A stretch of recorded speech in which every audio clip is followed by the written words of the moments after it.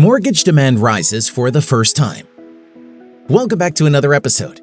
If you enjoy this type of content, then subscribe and hit the bell icon so you never miss out on any of our latest and greatest uploads. Please keep in mind that we are not certified financial advisors. We simply provide informative and educational videos. Please do your due diligence when investing.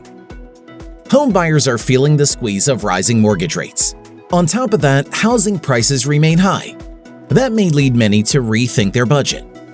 As mortgage rates go up, it raises the cost of buying a home with a mortgage, explained Danielle Hale, chief economist at Realtor.com. For many home buyers, higher mortgage rates equal a higher monthly cost, especially for those taking out a large mortgage. The rate for a 30-year fixed mortgage is now 5.65% according to Mortgage News Daily, up from 3.29% at the start of the year. The median listing price hit a record $450,000 in June according to Realtor.com. At the current rate, the cost of a 30-year fixed mortgage on a $450,000 home means $2,078 in monthly payments if you put down 20%, according to Realtor.com's calculator. That doesn't include property tax, home insurance, homeowner association fees, or mortgage insurance, since the down payment was 20%. If you put down less, you are typically subject to private mortgage insurance or PMI. At a 3.29% rate, the cost for such an arrangement is $1,575 a month. The good news is that supply constraints are easing as more homes are coming onto the market. Adjustable rate mortgage demand surges as interest rates jump sharply. We are seeing a shift from where we were 6 months ago, said Glenn Brunker, president of Ally Home. I wouldn't say we are in a buyer's market, but definitely the market where the seller controls the experience, the transaction, and the price. We are seeing some softening in that. Here's what to look at when adjusting your housing budget. Consider your overall budget. Take into account all of your monthly expenses when looking at your housing budget. The general rule of thumb for how much you should spend on housing costs is 30% of your income. Those costs include not only the mortgage payment, but also any property taxes, homeowner's insurance, and maintenance.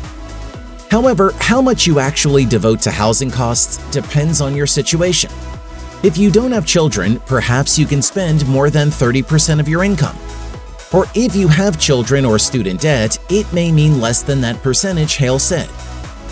The number one thing for buyers to make sure of is that the monthly payment is comfortable and fits their budget, she said. Look into available interest rates. In addition to having a dependable real estate agent, research mortgage lenders and find one you can trust. Compare available interest rates and be aware of any hidden fees the lenders charge. The interest rate you get depends in part on your credit score. Generally, to land more favorable advertised rates, your credit score should be over 740, Brunker said. Work with your lender on different scenarios so that you can get an idea of how your monthly payment would change with future rate increases. You can also test out different payments on a variety of mortgage calculators from either lenders or sites like Bankrate or NerdWallets. Consider your mortgage terms. There are different mortgage products on the market and different ways to approach calculating your monthly bill.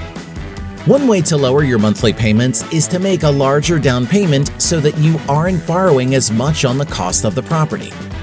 That may work for someone who is selling a home and has a large amount of equity available, but this choice is likely a difficult one for first-time buyers, Hale said. Similarly, shelling out money ahead of time by buying what are termed mortgage points can lower your interest rate. Each point costs 1% of the mortgage amount and typically lowers the rate by 0.25% according to Bankrate. This approach may or may not work for your financial situation. It may be a very high cost to bring the mortgage rate down just a little bit, or sometimes you get a big reduction without paying many points, Hale said. Most lenders will give you the best execution rate. On the flip side, you can lower the final cost of the home if you get a 15-year fixed mortgage instead of a 30-year fixed loan, Brunker said. Right now, a 15-year fixed loan has a 4.95% interest rate according to Mortgage Daily News.